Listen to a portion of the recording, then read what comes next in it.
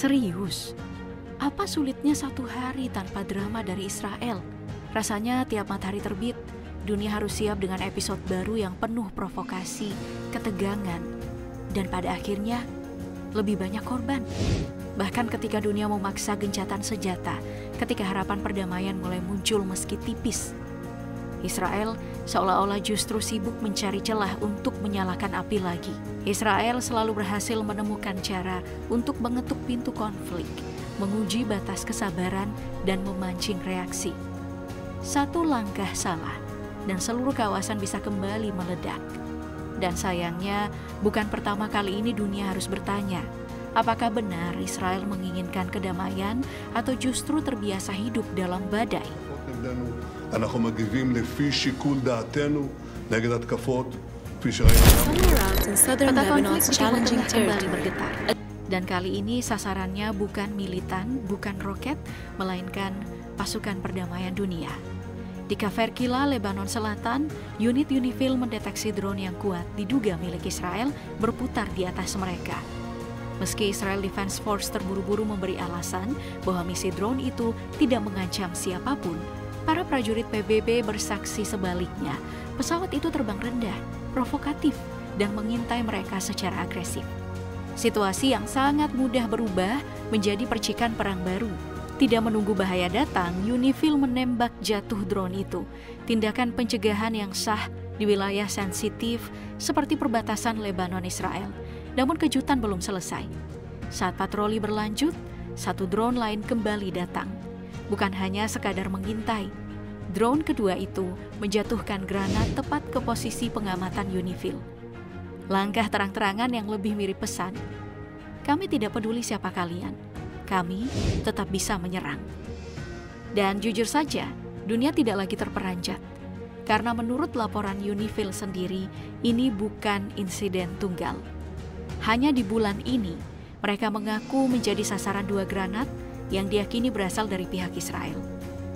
Bahkan sebelumnya, sebuah tank Israel dilaporkan menembakkan peluru ke arah tim pengamat PBB. Pola agresi seperti ini bukan kecelakaan, lebih terlihat sebagai kesenjangan yang diulang. Namun seperti biasa, Israel memilih bersikap seolah tidak pernah melakukan kesalahan. Saat ditanya, IDF buru-buru menolak semua tuduhan dan mengatakan bahwa tidak ada satupun tembakan yang diarahkan pada personil Unifil. Bahkan jika ada ledakan di area tersebut, mereka mengklaim itu hanyalah operasi menargetkan militan Hizbullah.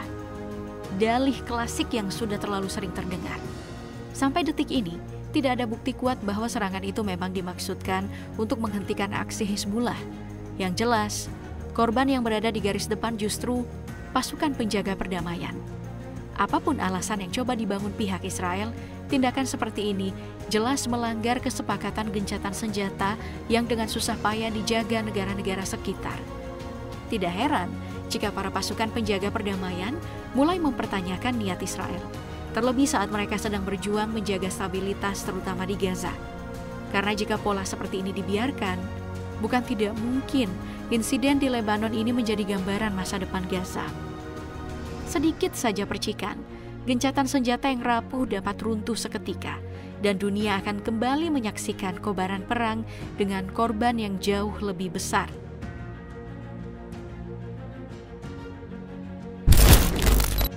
Namun kali ini situasinya tidak lagi menguntungkan bagi Israel. Peluang untuk kembali merusak Gaza semakin sempit, bahkan hampir tertutup. Kehadiran pasukan penjaga perdamaian yang kini tersebar di Lebanon hingga Gaza justru menempatkan Israel dalam posisi terjepit.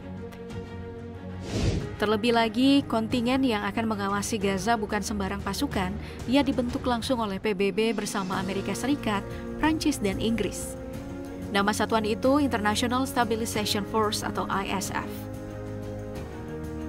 ISF akan bekerja berdampingan dengan negara-negara Arab dan kekuatan global lain untuk memastikan keamanan, membentuk kepolisian Palestina baru, dan memimpin proses demilitarisasi serta rekonstruksi Gaza. Tujuan akhirnya jelas, menciptakan stabilitas jangka panjang di Gaza dan mengawal keluarnya pasukan Israel secara bertahap tanpa meninggalkan kekosongan keamanan.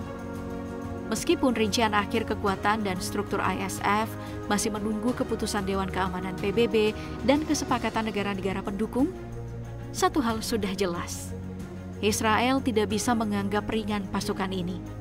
Karena skenarionya, ISF akan hadir dengan puluhan ribu personil, jumlah besar yang dirancang untuk mengamankan wilayah sepadat dan sesulit Gaza, dari gang sempit hingga zona perbatasan.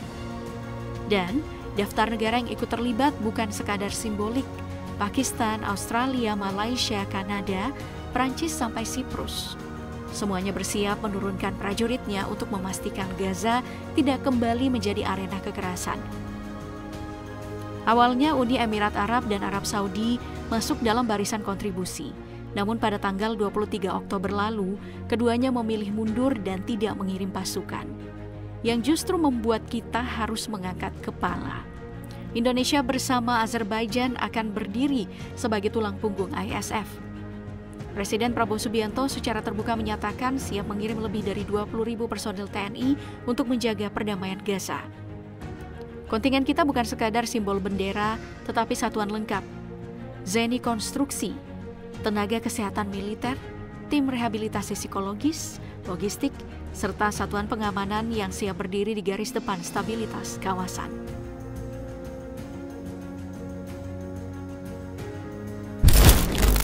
Sebenarnya Turki awalnya masuk dalam daftar negara yang siap bergabung dalam pasukan ISF, namun Israel langsung bereaksi keras menolak tegas kehadiran pasukan Ankara di Gaza. Perdana Menteri Benjamin Netanyahu bahkan terang-terangan menyatakan bahwa tidak akan ada satupun tentara Turki yang boleh menginjak Gaza di bawah payung ISF.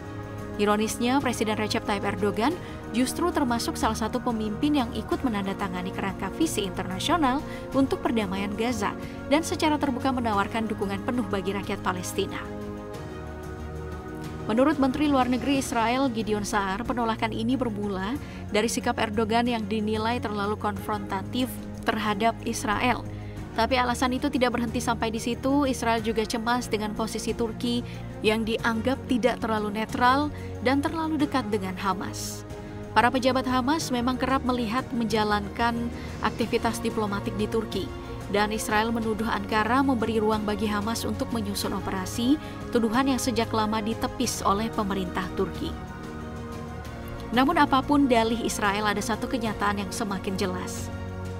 Hadirnya ISF akan menjadi pagar baru yang membatasi ruang gerak Tel Aviv, sebab dalam rancangan resolusi PBB, negara-negara kontributor diberi mandat untuk mengambil tindakan tegas, termasuk penggunaan kekuatan jika diperlukan demi menjaga stabilitas di Gaza. Artinya jika Israel berniat mengulangi pelanggaran atau provokasi seperti sebelumnya, pasukan ISF memiliki otoritas untuk merespon tanpa harus menunggu persetujuan Israel terlebih dahulu.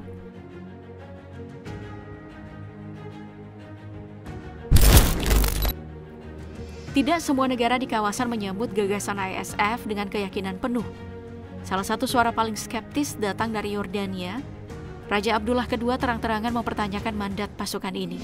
Baginya, harus jelas apakah mereka sekadar menjaga perdamaian atau justru bertugas menegakkan dengan kekuatan.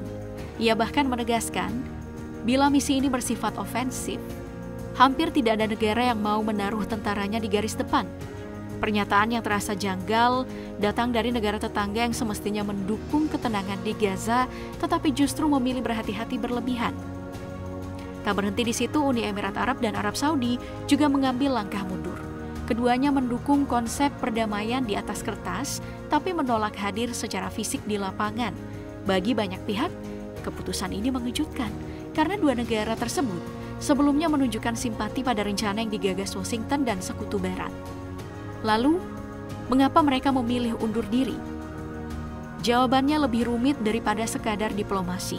Para pemimpin Arab takut pasukan mereka dicap sebagai kolaborator atau lebih buruk lagi penjajah baru bagi Palestina. Uni Emirat Arab dan Saudi lebih nyaman berdiri di sisi penyandang dana pembangunan, namun hanya jika Israel sepenuhnya angkat kaki dari wilayah Gaza, sebuah syarat yang hingga kini belum menjadi kenyataan. Ada pula kecemasan besar mengenai resiko konfrontasi. ISF diproyeksikan memiliki mandat melucuti kelompok bersenjata seperti Hamas. Artinya, tentara Arab yang dikirim ke Gaza berpotensi berhadapan langsung dengan sesama Muslim Palestina. Resiko itu bisa memicu kemarahan rakyat mereka sendiri dan mengguncang stabilitas politik di dunia Arab. Dengan kata lain, keputusan Saudi dan Uni Emirat Arab adalah bentuk kehati-hatian ekstrim. Mereka tidak ingin terlihat seperti perpanjangan tangan Israel atau menjadi kekuatan yang membantu mengendalikan Gaza atas nama keamanan. Mereka menuntut secara tegas penarikan militer Israel dan jalan jelas menuju solusi dua negara sebelum mereka menaruh pasukan di bawah bendera ISF.